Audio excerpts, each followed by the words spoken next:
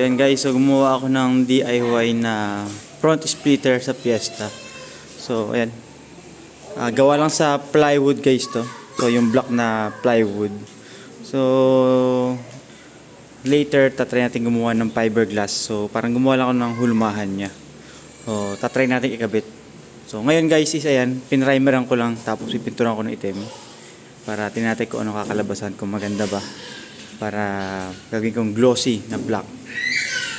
Ayan. So hindi talaga magiging perfect yung kinis niya. Kahit yung iba nilagyan ko ng masilya kasi kahoy nga siya.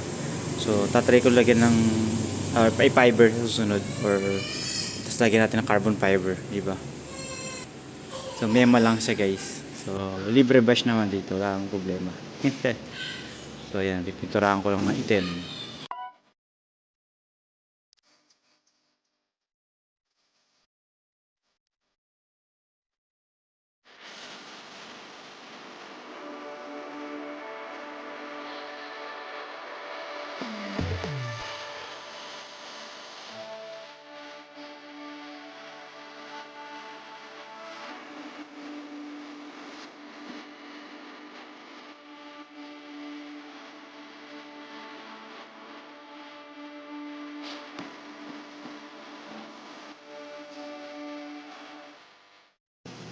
So ayan guys, so tapos ko ng pinturahan tong splitter natin. So DIY splitter na from plywood. So kininis ko lang at saka pintura. Ayan, so syempre hindi perfect, nakita niyo naman. Alright, so para maikabit guys to, syempre hindi mo maiwasan na magbutas. So hindi ko siya ibinutas dito sa front chin. So doon ko siya talaga binutas sa bumper niya. So syempre front chin nakadikit lang yun eh. Tapos meron dito, ayan. Ayan guys, so excuse sa mga wiring. So ayan, may mga wiring. So ito guys yung binutasan ko. So apat yan. Kita ba?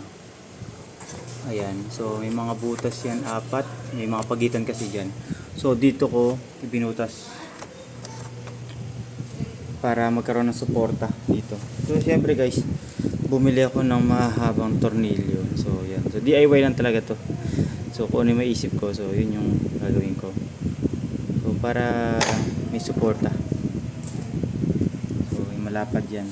So sagad yan hanggang dito sa may yung atong plastic na nandito.